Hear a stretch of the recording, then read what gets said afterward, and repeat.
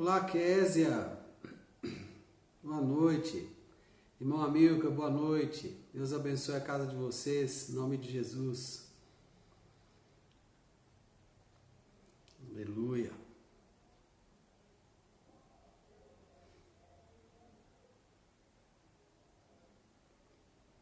Glória a Deus.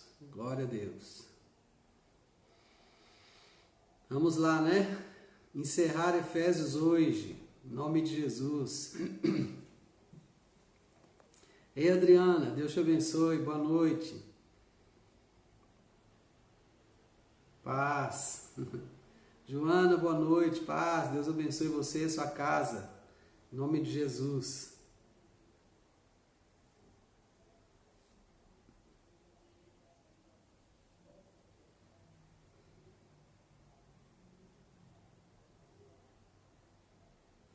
Glória a Deus. Ô Jair, boa noite, Deus te abençoe. Marília, boa noite, Deus abençoe.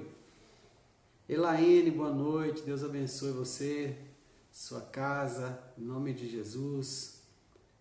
O Senhor vai enchendo seu coração já com a presença dEle, em nome de Jesus. Que esse seja mais um tempo de experimentarmos da graça dEle, do amor dEle. Boa noite, Marília. Fifiane Rodrigues. Deus te abençoe, Vi. Seja bem-vindo em nome de Jesus. Glória a Deus.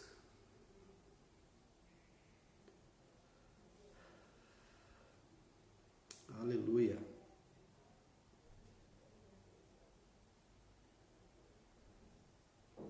Amém, Joana. Amém, Elaine. Glória a Deus. O Senhor é bom.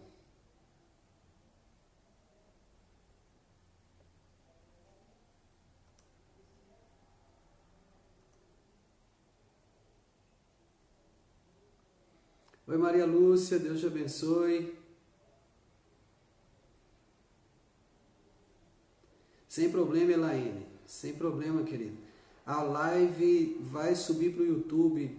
Provavelmente de hoje para amanhã, eu acho que a gente consegue já, tá? Se você não conseguiu assistir no Stories, vai estar no YouTube. Você digita lá CC Hebron em Sabará. CC Hebron em Sabará, tá bom? Você vai conseguir assistir. Eu creio que de hoje para amanhã eu consigo colocar já no YouTube também a live de ontem, se Deus quiser. Efésios 5, né? E hoje vamos encerrar o livro de Efésios. Efésios capítulo 6. Ei, Cássia. Boa noite, Deus te abençoe. Abençoe a sua vida, a vida do Davidson. Em nome de Jesus.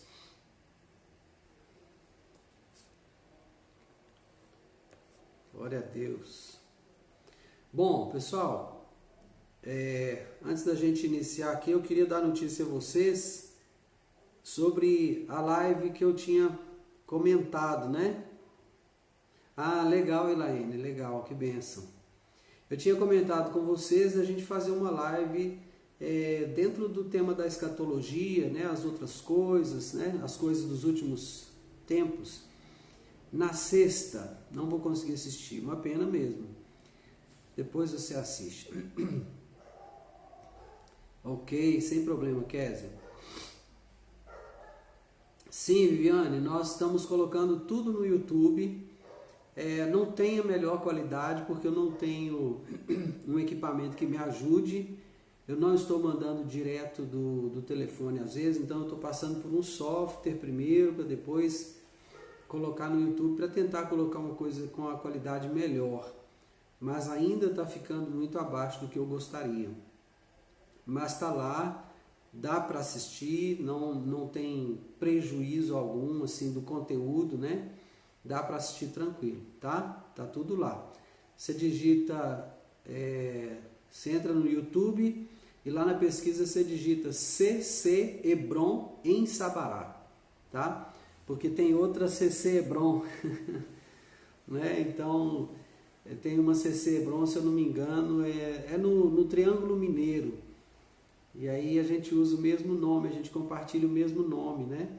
Então você coloca CC Hebron em Sabará, que vai cair direto no nosso canal, tá bom? Tá tudo lá.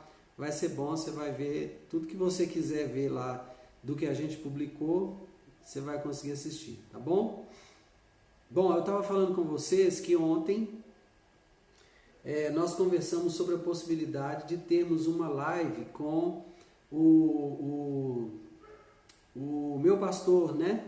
Foi meu pastor durante 25 anos, desde os meus 14 anos de idade, ele foi meu pastor, e é um homem hoje com mais de 80 anos de idade, mais de 50 de ministério, né? E ele vai estar comigo amanhã na live de amanhã, e nós vamos falar sobre o tempo atual, né?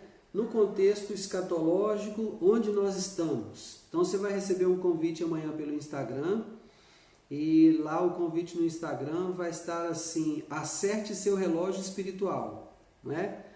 E aí eu vou definir se eu coloco no Meet, que é um chat do Google, né? A Google liberou agora esse software que antes era comprado, então ela liberou esse software e ele permite a transmissão com até 100 pessoas ao mesmo tempo, né? Então, como a gente não tem esse número, de repente a gente pode usar o Meet, mas eu ainda não defini por isso, porque pode ser que a gente tenha um número maior de pessoas, porque quando as pessoas da igreja do pastor Emílio souberem, provavelmente elas também vão querer participar, querer assistir, e pode ser que tenha um número maior do que 100 pessoas, né? Então, pensando nisso, eu ainda estou em definição a respeito disso, tá? Mas nós não vamos, quero só deixar claro isso, nós não vamos estudar escatologia, não é esse meu propósito, tá? Eu estava conversando com ele hoje e eu estava falando com ele o seguinte: tem muita gente assustada com os últimos acontecimentos, muita gente preocupada, né, a respeito do que está acontecendo. Será que é o fim? Jesus já está chegando mesmo? Sim, Jesus está chegando mesmo, né?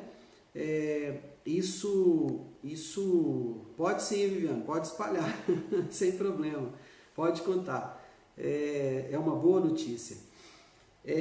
Sim, Jesus está voltando mesmo, né? Mas existem eventos escatológicos que ainda não ocorreram, né? Então, minha intenção é trazer segurança para você que tem estado comigo nessas lives, que tem estudado comigo a palavra de Deus e que tem percebido que eu não sou do tipo alarmista, né? Pelo contrário, eu sou muito realista. Então, o que é e ponto, né? O que está escrito, está escrito. O que não está escrito, eu não vou acrescentar, né?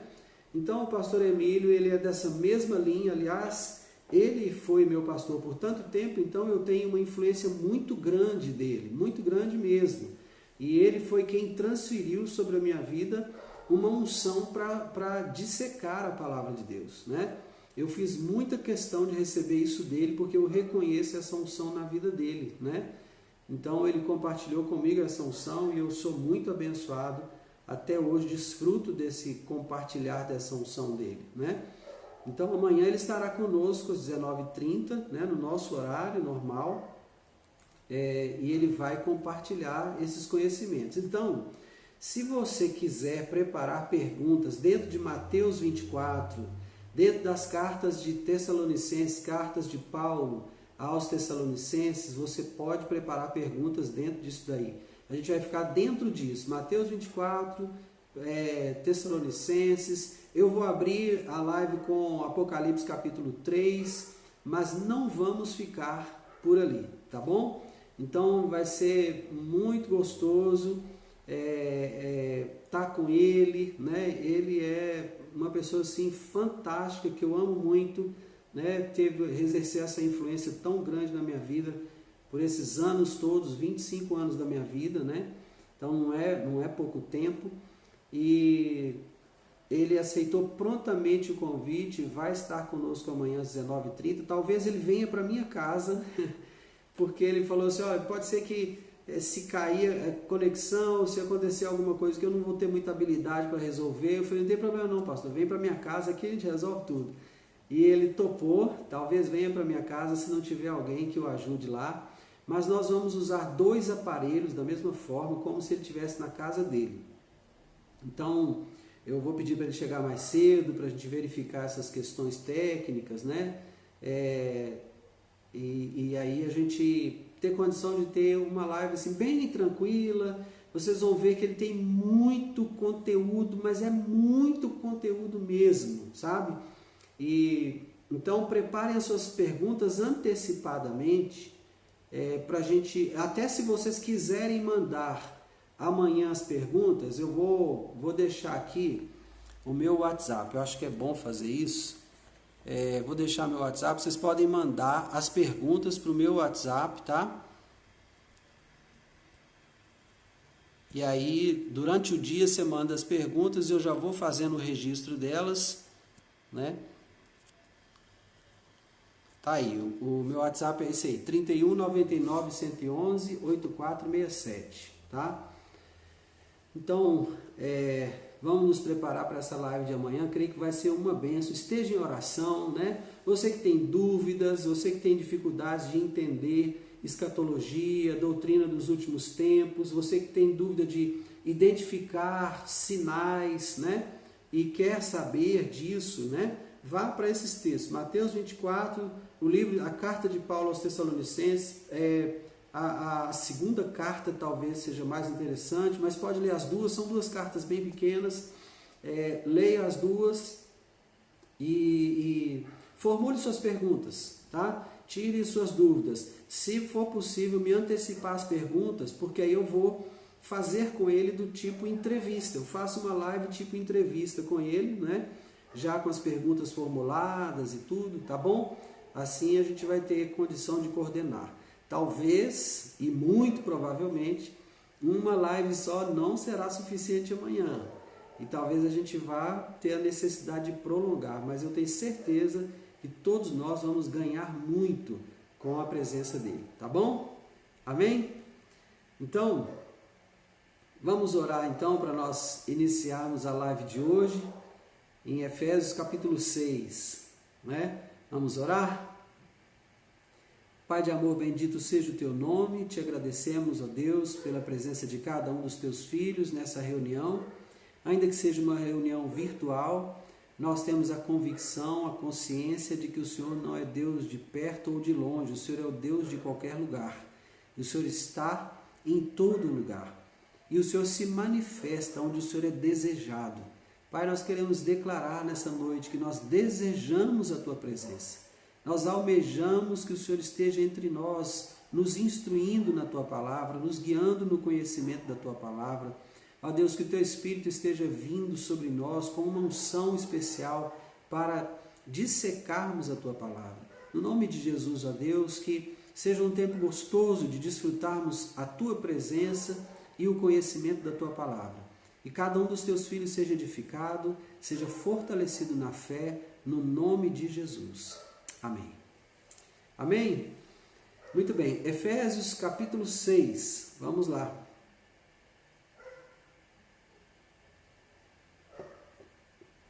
Efésios capítulo 6, nós vamos lembrar que desde o capítulo 5, o apóstolo Paulo começa agora a tratar da família, né, do relacionamento familiar, né? Então ontem a tratativa do apóstolo Paulo era comportamento da esposa, comportamento do marido. O paralelo que existe entre a família na terra e a família no céu. O casal na terra e o casal no céu. Ou seja, estou falando o mistério que existe a respeito da noiva, que é a igreja, e Cristo, né? Mas também envolvendo o relacionamento conjugal. Léo, boa noite. Deus te abençoe, meu irmão. Seja bem-vindo, né? Então, Paulo começou desde ontem, capítulo 5, tratar das questões familiares, nosso relacionamento familiar, nosso comportamento como marido, como esposa, né? Creio que o Senhor ministrou muito ontem em nosso coração. Hoje nós vamos dar sequência, então, falando também da questão dos filhos com os seus pais. Amém? Então, versículo 1 já começa assim: filhos, obedecei a vossos pais no Senhor, pois isso é justo. Simples assim. Obedeça porque isso é justo. Ou seja, se você é um desobediente, você está sendo injusto. Você não está cumprindo com a justiça. E aqui está falando obedecer a vossos pais no Senhor. Então, não é obedecer ao pai cristão, apesar de estar aqui vossos pais no Senhor. Não. Não é obedecer a vossos pais cristãos, aos vossos pais que servem a Deus. Não, é obedecer seu pai, obedecer sua mãe, obedecer seus pais. Porque isso é justo. Esse é um comportamento que eu tenho quando estou no Senhor. É isso que ele está dizendo. Filhos, obedecei a vossos pais no Senhor, pois isso é justo.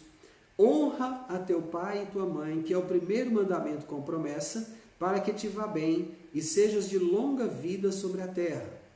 E vós, pais, não provoqueis vossos filhos a ira, mas criai-os na disciplina e na admoestação do Senhor. Vamos fazer outra pausa aqui. Irmãos, existe uma diferença e você já percebe que ela existe porque são duas citações diferentes. Primeira citação, obedecer a vossos pais. Segunda citação, honra a teu pai e a tua mãe. Então uma coisa é obedecer e outra coisa é honrar. E um é o contexto para a obediência e outro o contexto para a honra. Eu quero destacar essas duas situações. Qual é o contexto para a obediência? Você é filho solteiro? Você mora na dependência dos seus pais? Você deve a eles obediência. Nada faça em desobediência aos seus pais. Você se casou? Então, é bíblico que você deixe pai e mãe e se una à sua mulher. É assim que funciona o casamento. Nós sabemos que em função do contexto econômico e social, nós hoje temos situações que não nos permitem cumprir na totalidade esse deixar pai e mãe.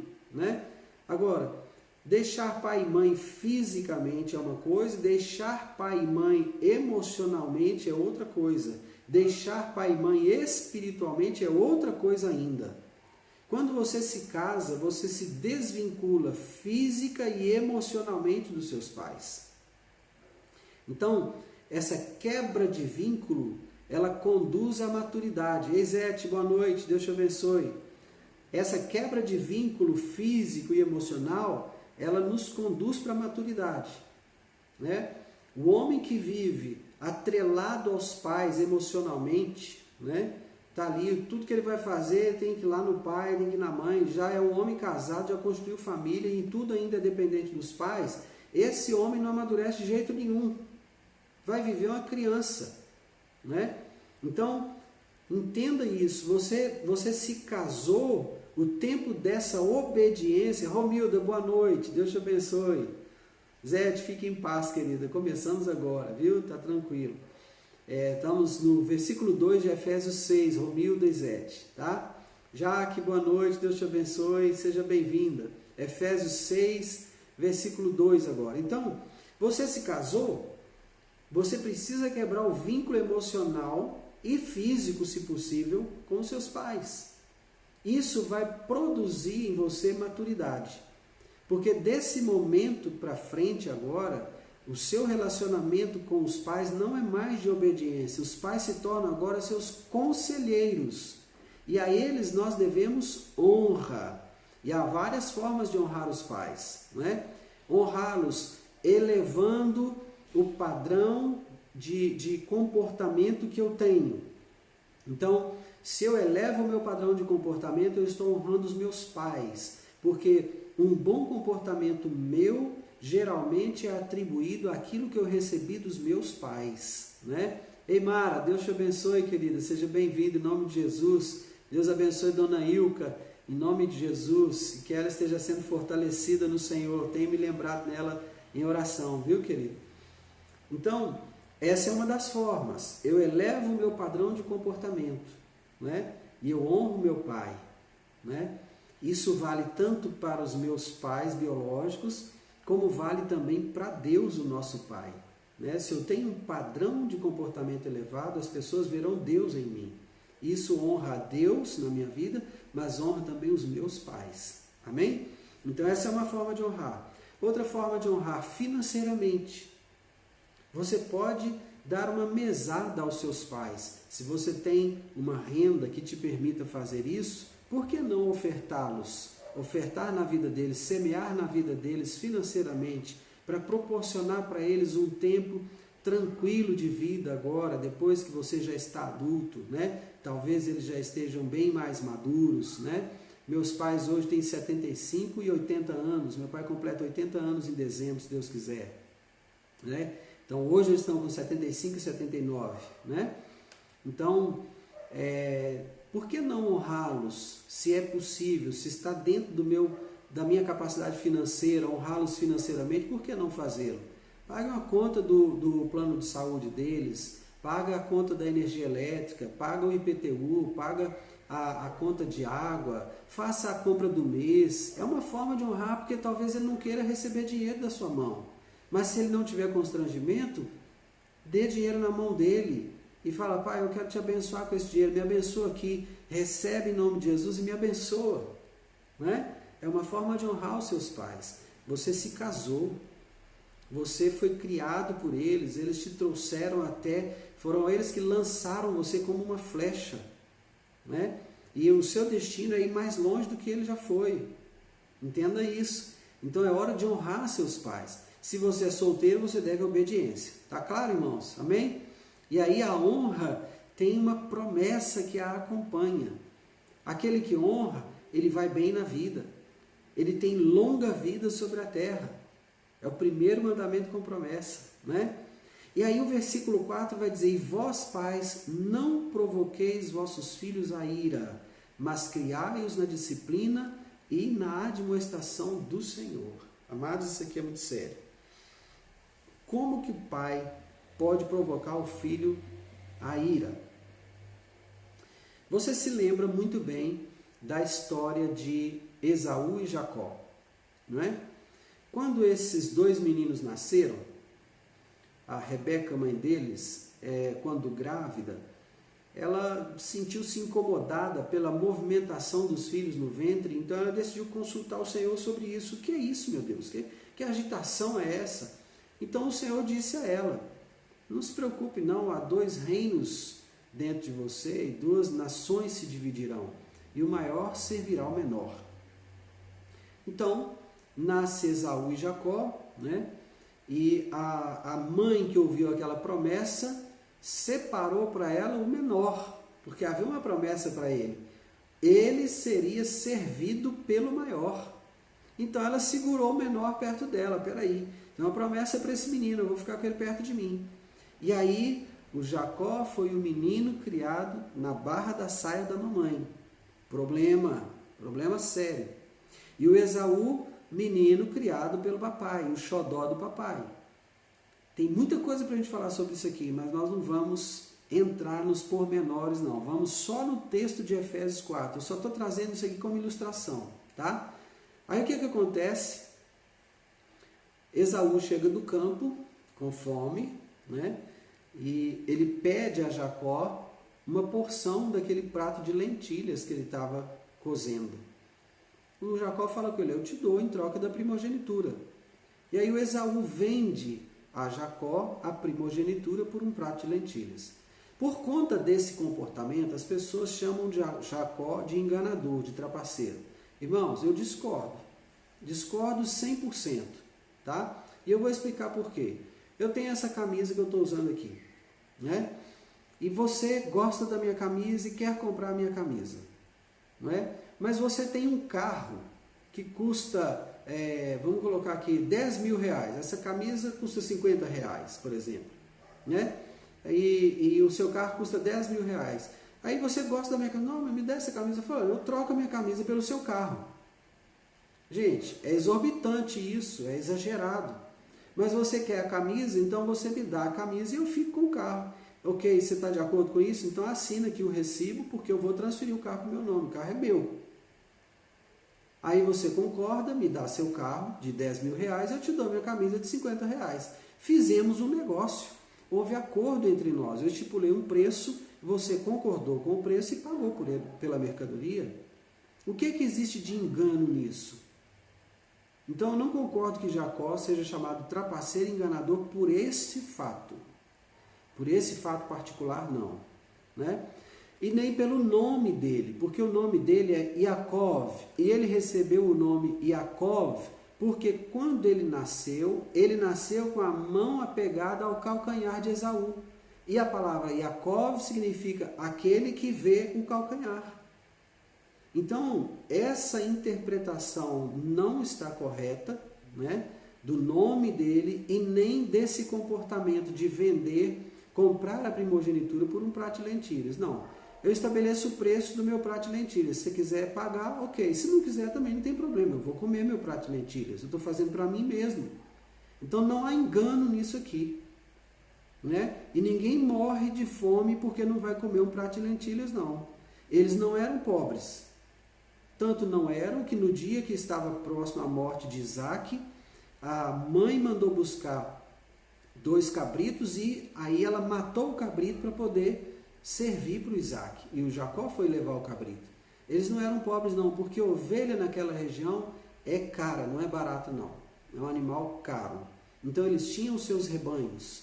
Isaac era filho de Abraão, que também era próspero, era rico, né? E o que ele deixou? Deixou tudo para o Isaac, né? Lembre-se disso, em vida Abraão separou Ismael de Isaac e deu presentes a Ismael, mas a herança ele deu a Isaac.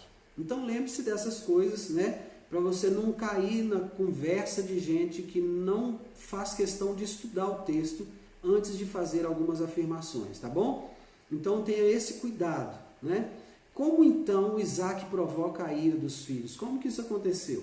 Eu vou te dar alguns exemplos. O primeiro exemplo, quando ele separa Jacó de Esaú e fica com Esaú e dá preferências ao Esaú, né? Ah, você vai falar assim, mas Esaú era o primogênito, né? Esaú era o primogênito, então ele merecia ser bem cuidado. Olha, querido, ele é o primogênito, ele tem direito a 50% da herança, né? Nesse caso eram só 2 filhos, de qualquer forma seria 50% mesmo, mas isso não é desculpa para separá-lo e tratá-lo com preferências, como Isaac fez, né? E aí depois, quando Esaú é o preferido, na hora de morrer, o Isaac manda chamar o Esaú e falar, vai lá, traz uma caça para mim, prepara do jeito que eu gosto, para que eu te abençoe e morra. Gente, ele nem mencionou Jacó. Nem mencionou Jacó. Né? Então, outra situação de poder provocar a ira aos filhos. Né? Você se lembra do caso de Davi, como ele tratou com Amnon, que teve uma relação incestuosa com a sua própria irmã. Né? Embora não fosse irmã da mesma mãe, era irmã do mesmo pai. Então, o que houve ali? Os filhos, irmãos dele, mataram o próprio irmão. Por quê? Porque o pai soube do caso e não tratou como deveria. Ele não disciplinou Amnon. Não fez nada. Simplesmente deixou o menino seguir a vida. Então, isso provocou a ira dos irmãos e os irmãos o mataram. Tá? Então, quando você que é pai não disciplina o seu filho quando ele precisa ser disciplinado, você está provocando ira nos demais filhos. Então, pais, não provoqueis vossos filhos a ira, mas criai-os na disciplina e na admoestação do Senhor. Preste atenção. Disciplina, Pastor Ronaldo, Deus te abençoe, que bênção ter você conosco aqui. Pastor Ronaldo está aqui, ó. Vou usar o Pastor Ronaldo aqui como exemplo. Pastor Ronaldo está morando hoje na África do Sul e ele está trabalhando com treinamento de crianças no futebol. Para ele conseguir os resultados que ele espera, ele precisa que essas crianças sejam muito disciplinadas. Elas têm que ter horário de acordar, elas têm que ter horário para se alimentar, precisam ter horário de treinar, horário de estudar e horário de dormir. Isso é disciplina. Entende isso? Então, a disciplina é aquilo que me condiciona, é aquilo que me dá condições de corresponder àquilo que eu me proponho fazer. Então, manter os filhos criados na disciplina do Senhor é criá-los de tal forma que eles vivam para agradar a Deus. E admoestar? Admoestar é corrigir. Entenda isso, disciplinar não é bater, disciplinar não é corrigir, disciplinar é estabelecer um ritmo, um estilo de vida, isso é disciplinar. A correção é a admoestação. Então, eu preciso criar os filhos na disciplina, no estilo de vida que agrada a Deus e na correção, conforme a lei do Senhor. Então, ao invés de provocar meus filhos a ira, dar preferência a um em lugar do outro, deixar de corrigir aquele que precisa ser corrigido na hora que precisa ser corrigido, então se eu não estou fazendo isso, eu estou provocando os meus filhos a ira.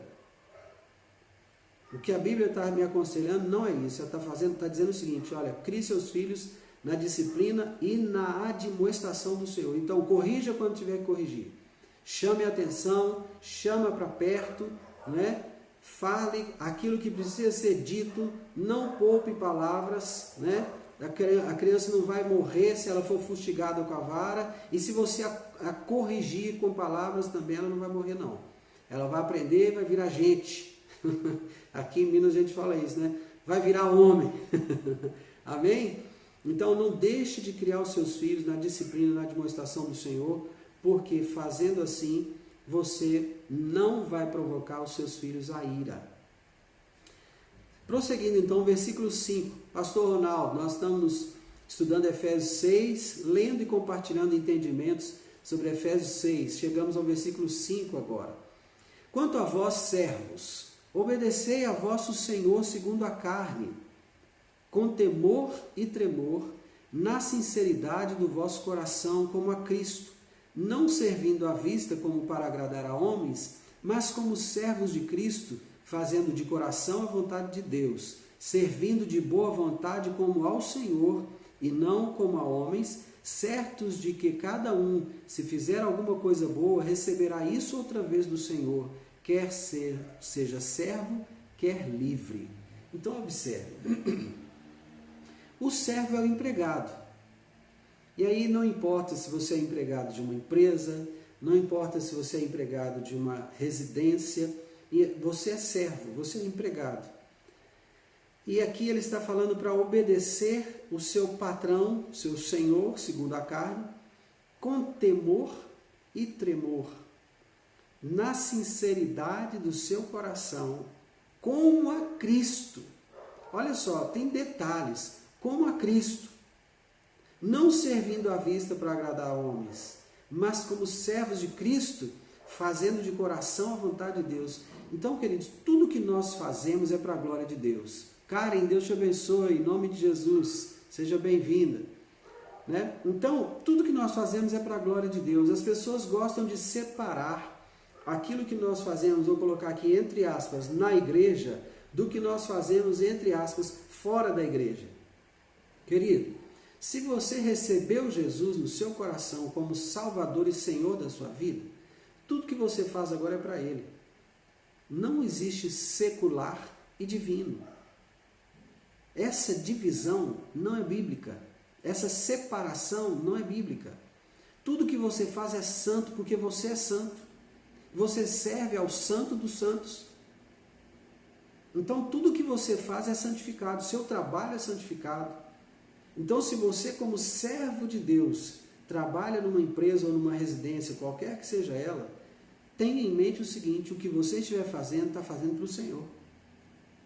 Eu quero compartilhar uma experiência pessoal pela qual passei numa empresa que eu trabalhei, uma empresa multinacional, uma estatal francesa, da indústria farmacêutica,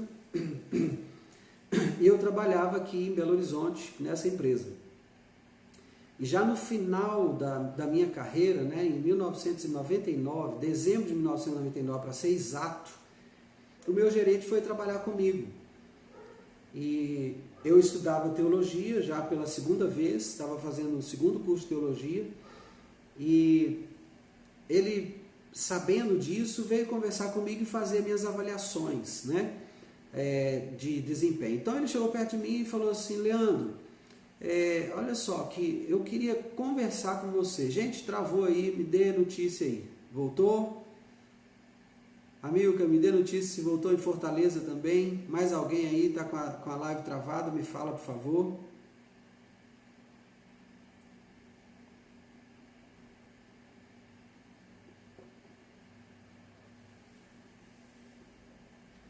Tudo bem, gente? Tudo ok? Vamos prosseguir então, né?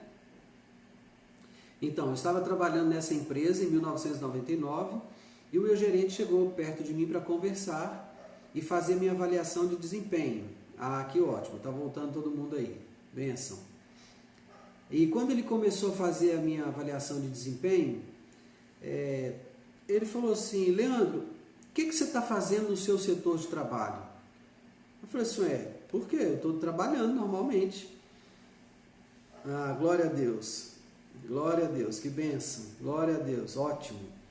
Então eu disse: eu estou trabalhando normalmente, fazendo meu trabalho como sempre, né? Ele falou: cara, você é a única pessoa da minha região que cresceu em produtos que já estão consolidados no mercado, você cresceu em visitação médica, você cresceu em vendas de produtos consolidados já, e você tem a melhor performance no lançamento, receituário e venda do nosso produto que nós acabamos de lançar. O que você está fazendo de diferente no seu setor? Aí eu falei para ele assim: olha, deixa eu te falar aqui algumas coisas. Primeiro, eu não trabalho para você ou para a empresa. Eu não trabalho para dar resultados a você ou à empresa. Não, eu trabalho para honrar o meu Deus. O que eu faço nessa empresa precisa honrar o nome de Deus. Então eu sou sempre o seu melhor funcionário, serei sempre o seu melhor funcionário, porque eu não vou trabalhar para você, para agradar você só. Eu vou trabalhar para agradar a Deus. Então os meus resultados são oriundos da orientação, da sabedoria de Deus.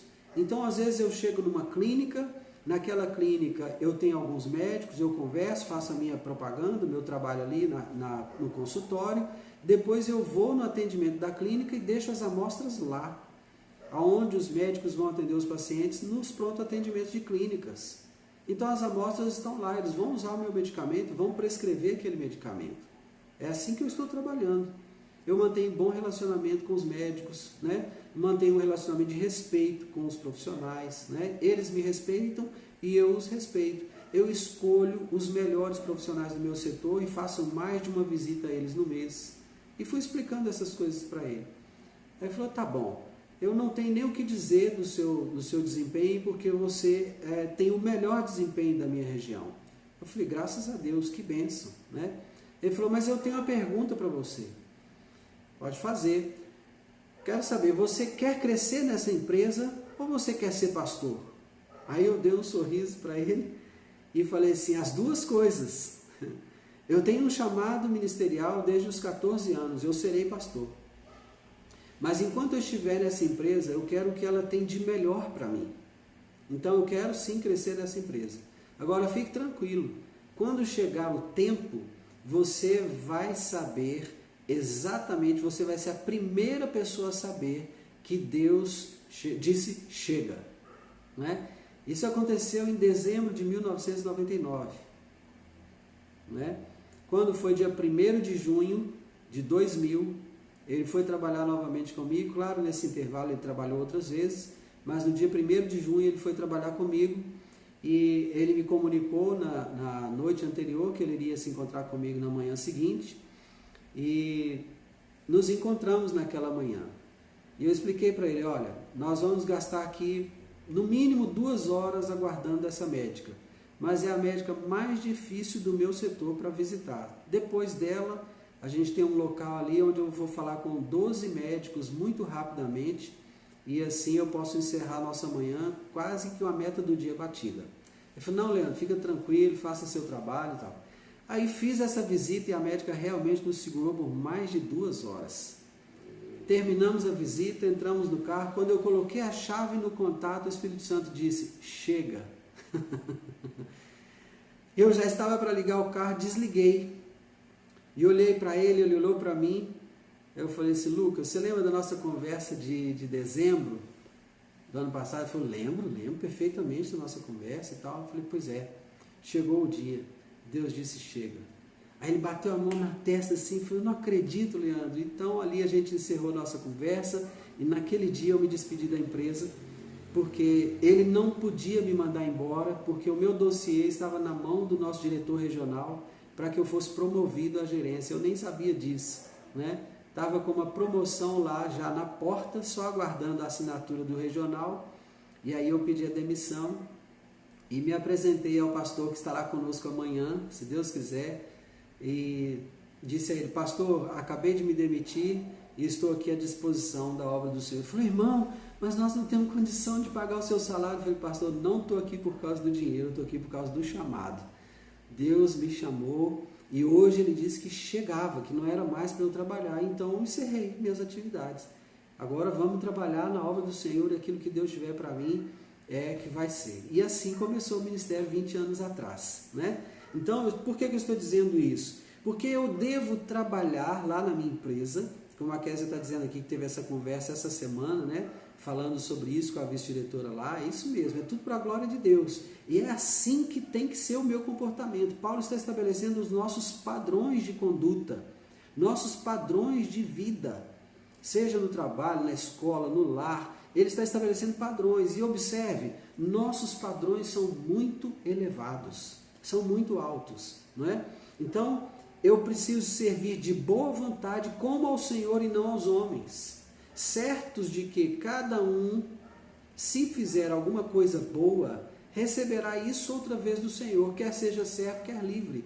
Então, querido, o pastor Emílio, que é o nosso pastor, que estará conosco amanhã, né, o meu pastor, ele conta de uma época que ele trabalhava com outro pastor, e esse pastor tinha uma frase que ele falava assim, você tem que servir a Deus, nem que seja você ser velhaco, por ser velhaco, sabe? Ou seja, nem que seja por esperteza, você tem que servir a Deus, isso vai te fazer bem, né? Então, esse é um comportamento que eu tenho que ter, nem que fosse por velhacaria, embora essa expressão é até rude, né? Ruim usar, fica estranho aqui, nem que seja por esperteza, né? Mas não deve ser essa motivação, né? Porque ele está falando, você vai receber isso de volta outra vez, né? Então, entenda isso aqui, querido, Deus é tremendo, Ele não vai deixar nada na sua conta para você pagar. Tudo aquilo que você faz, Ele faz melhor. Então, se você está servindo para agradá-lo e não para agradar a homens, Ele vai reconhecer seu serviço, Ele vai te abençoar. Amém? Então sirva ao Senhor, ainda que seja na sua empresa, lá onde você é contratado para trabalhar. Agora, se você é patrão, versículo 9 para você. E vós, senhores, de igual modo, procedei para com eles quem? Com os empregados, deixando as ameaças, sabendo que o Senhor, tanto deles como vosso, está nos céus, e que para com ele não há acepção de pessoas. Ou seja, Deus vai tratar de igual forma o empregado e o patrão. Então, larga desse negócio de ameaça. Para com essa coisa de ficar ameaçando o seu empregado. Trata o seu empregado com dignidade, porque ele é um trabalhador. Amém? Então vamos ter esses cuidados aí. Então, depois dele ter tratado todas essas coisas, né, o apóstolo Paulo, ele trata da nossa posição em Cristo, ele trata da nossa filiação, ele trata da nossa família espiritual, do país espiritual ao qual pertencemos, né? Ele vai tratar do nosso comportamento com as pessoas no mundo, ele vai tratar da posição da igreja, do mistério que estava escondido em todas as gerações, inclusive de principados e potestades, e que se manifesta agora com a vinda de Cristo na plenitude dos tempos.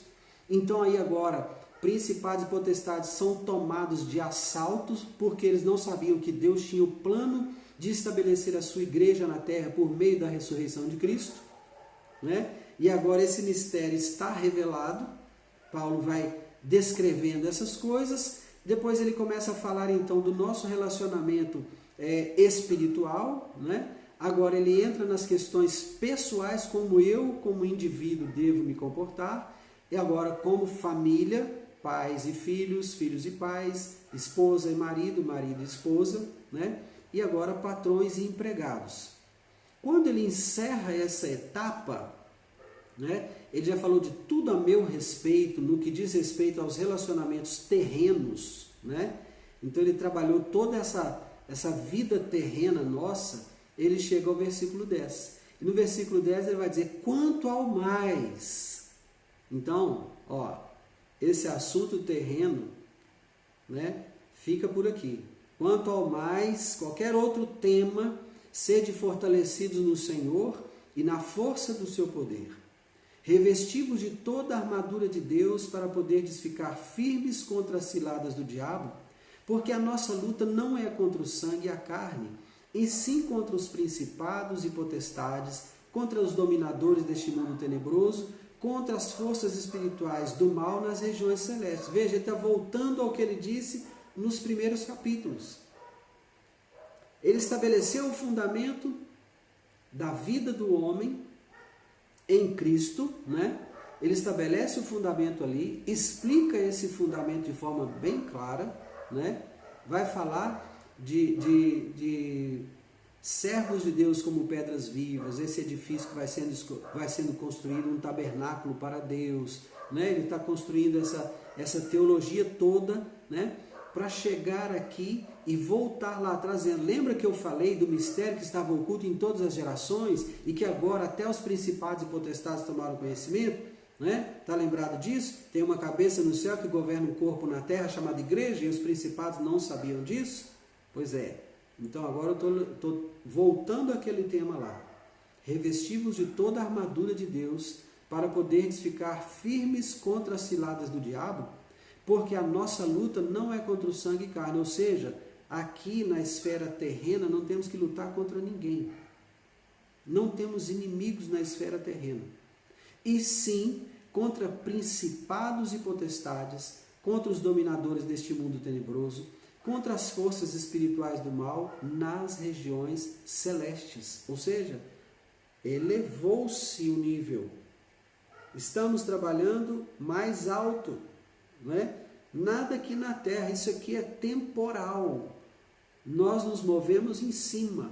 Então ele vai dizer, portanto, tomai toda a armadura de Deus, para que possais resistir no dia mau, e depois de terdes vencido tudo, permanecer inabaláveis. Estai, pois, firmes, cingindo-vos com a verdade, e vestindo-vos da couraça da justiça.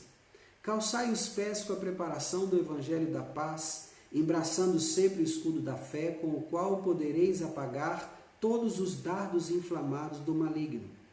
Tomai também o capacete da salvação e a espada do Espírito, que é a palavra de Deus, com toda oração e súplica, orando em todo o tempo no Espírito, e para isto vigiando com toda perseverança e súplica por todos os santos, e também por mim, para que me seja dada no abrir da minha boca a palavra, para com intrepidez fazer conhecido o mistério do Evangelho, pelo qual sou embaixador em cadeias, para que em Cristo eu seja ousado para falar como me cumpre fazê-lo.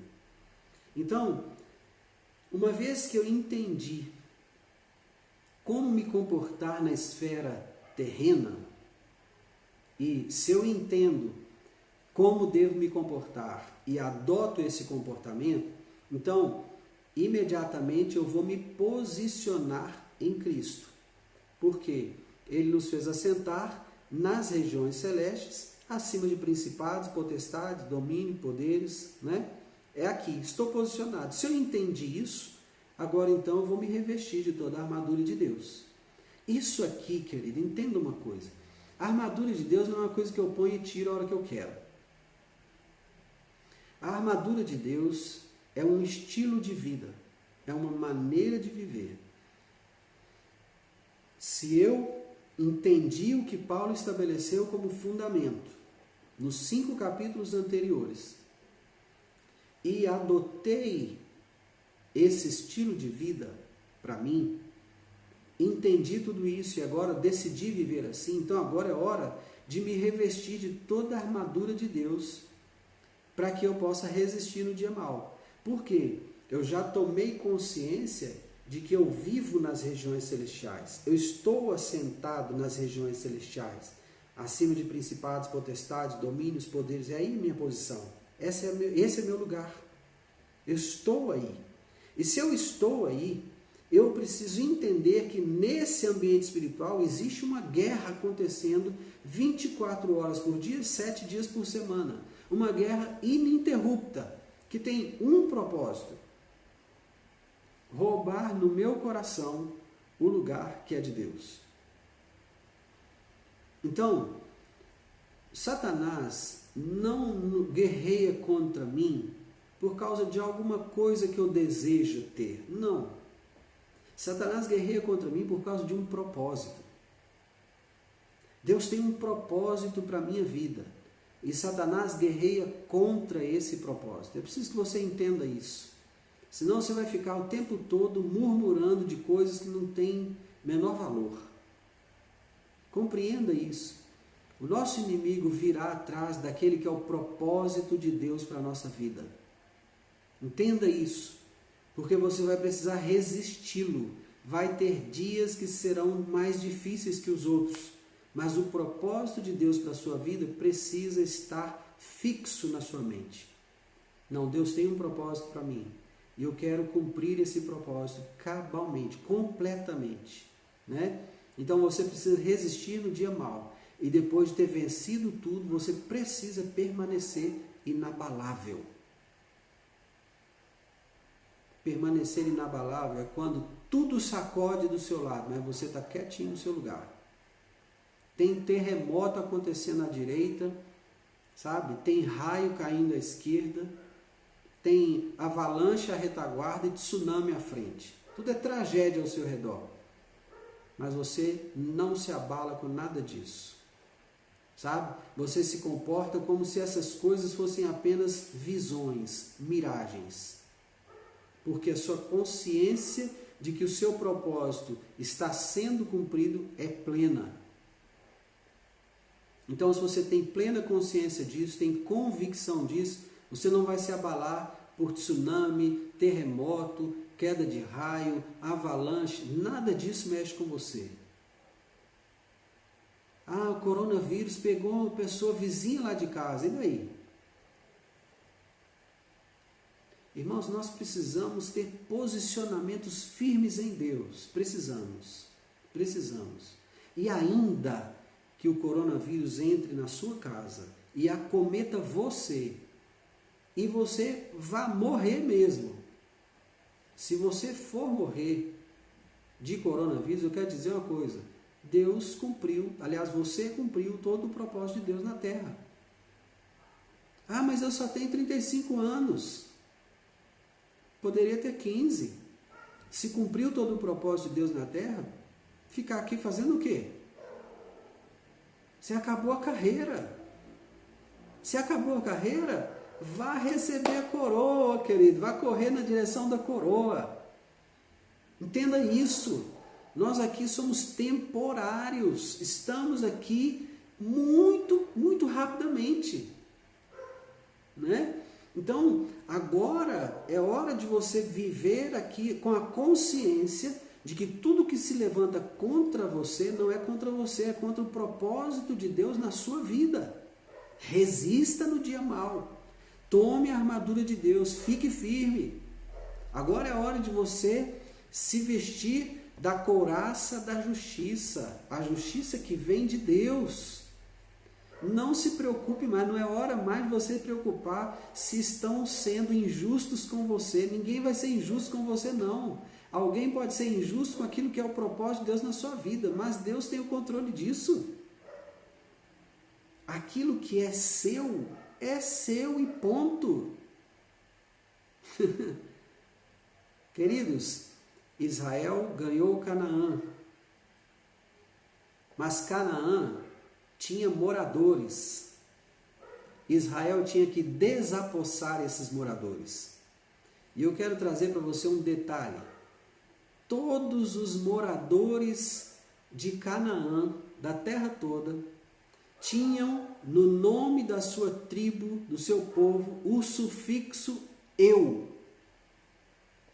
Jebuseu, Eteu, Girgazeu, Perezeu, Cananeu. Já prestou atenção nisso? A última sílabazinha está lá, eu. Sabe o que eu aprendo com isso? É que na terra de promessas do Senhor para a minha vida, na terra que Deus prometeu me dar, eu terei que vencer a mim mesmo. E o meu eu tem várias facetas que precisam ser trazidas para a luz. São comportamentos que eu aprendi e que agora, por conta de um estilo de vida santo para Deus, eu vou precisar desaprender esses comportamentos. Me disciplinar aos moldes das Escrituras para viver de forma agradável a Deus e, portanto, mudar, transformar esses comportamentos. Não tem mais como viver do jeito que eu vivia antes. Isso é passado. Já saí do Egito, já atravessei o Mar Vermelho, estou andando na direção de Canaã.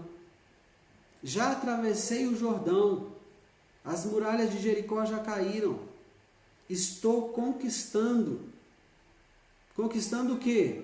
Conquistando a mim mesmo para Cristo.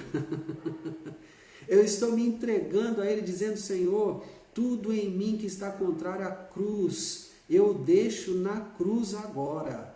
Todo comportamento meu que é contrário às Escrituras, eu estou abandonando hoje. Não quero mais isso na minha vida. Esses são os Jebuseus, os Eteus, os Girgazeus, os Perezeus. Sabe? Todos esses eus aí. Pastora Cássia, boa noite, Deus te abençoe, seja bem-vinda. Estamos estudando Efésios capítulo 5 e estamos aqui por volta do versículo 14, mais ou menos, viu? Então agora é hora de ser cingido com a verdade. Lembra que antes o Paulo falou assim: deixe cada um a mentira e fale agora a verdade ao seu irmão, cingindo-vos com a verdade. Amém, pastor, amém. Cingindo-vos com a verdade. E o cinto, irmãos, aqui na armadura, Efésios 6, desculpa, pastora, Efésios 6, no versículo 14 seguintes, tá? Então, cingir, esse cinto da armadura, ele ajustava toda a armadura ao corpo do guerreiro. Raquel, Deus te abençoe, seja bem-vinda, a paz. Então, o cinto estava ajustando a armadura, não é? Primeira coisa que vai ajustar você na caminhada com Cristo é a verdade, porque Ele próprio é a verdade. Eu sou o caminho e a verdade e a vida. Então a primeira peça da armadura que Paulo cita é o cinto, porque aqui já começou o estabelecimento de um padrão. Depois do cinto da verdade, ele vai falar da couraça da justiça. Entenda, a couraça ela protege órgãos vitais. Queridos, os órgãos vitais, eles são afetados pelas nossas emoções. Pulmões, coração, rins, fígado, baço, pâncreas, todos esses órgãos são protegidos pela armadura. Ou seja, essa armadura, a couraça da justiça, aliás, todos esses órgãos são protegidos pela couraça, né? A couraça da justiça guarda as nossas emoções. Por isso, eu não posso nem devo esperar justiça de homem algum. Toda justiça para a minha vida procede exclusivamente de Deus e de mais ninguém. Só Deus é perfeitamente justo. Ei, Patrícia, boa noite, Deus te abençoe, seja bem-vinda. Só Deus é plenamente justo. Amém? Então, queridos, antes de prosseguir, eu vou encerrar essa live e vou abrir a outra para a gente continuar aqui a partir do versículo 15, tá bom? Encerrando aqui essa live, reabrindo a próxima para a gente continuar, tá bom? Me aguarde aí, só um minuto.